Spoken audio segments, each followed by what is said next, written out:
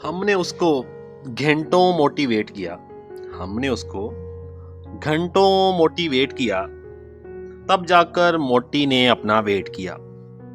हमने उसको घंटों मोटिवेट किया तब जाके मोटी ने अपना वेट किया। मैंने उसको उसने मेरे अब्बे को पुल्प लेखे में अंडर एस्टिमेट किया। एक कथा कुछ इस तरह है कि एक बीवी ने पूछा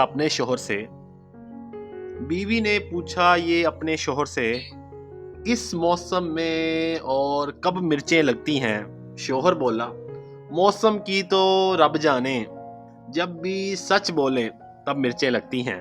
तो एक और कथा सुनाता हूँ कि लो उन लबदे फिरो। हर कोने में अच्छी बीवी मिलेगी दुनिया के हर कोने में अच्छी बीवी मिलेगी दुनिया के अंदर। अल्लाह जाने ये अफवाह दुनिया में किसने फैला दी, ये अफवाह कब किसने और क्यों फैला दी। किस कोने में जाकर बंदा अच्छी बीवी ढूंढे। रब सोने ने फानी दुनिया बिल्कुल गोल बना दी। और एक छोटी सी नज़म का उन्वान है दुआओं का उल्ट फेर, कि दुआएं वक्त के साथ कैसे उलट जाती हैं। तो दुआओं की तरतीब जरा आपने याद रखनी है। गवारा घर से चलता है तो कहता है अल्लाह मियाँ तू ही मेरा हाफिज और नासिर हो सकता है।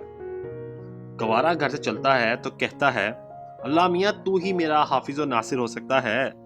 राती वापस घर पहुंचे तो खुद रब का शुक्र अदा करता है। दूजे पासे शोहर घर से चलता है तो रब का शुक्र अदा करता है। तो दूजे पासे शोहर जब घर से निकलता है तो रब का शुक्र अदा करता है। राती वापस घर पहुंचता है तो कहता है अल्लाह मियाँ तू ही मेरा हाफिज और नासिर है। एक और कथा कि एक ही साथ में पढ़ी दोनों ने ईद की नमाज। कुर्ता पहने महमूद था, जैकेट में अय्याज। दूर तक सबने सुनी एक ठा की आवाज, फिर वहां ना बंदा रहा ना कोई बंदा नवाज। और एक शेर कि उससे शादी जानलेवा हो सकती है, उससे शादी जानलेवा हो सकती है। 6वीं बार वो फिर बेवा हो सकती है। और मौलवी छट गया अल्लाह वास्ते लंबा इमाल, मौलवी छट गया अल्लाह वास्ते लंबा इमाल। 3 बेवाएं 21 बच्चे पिछले साल।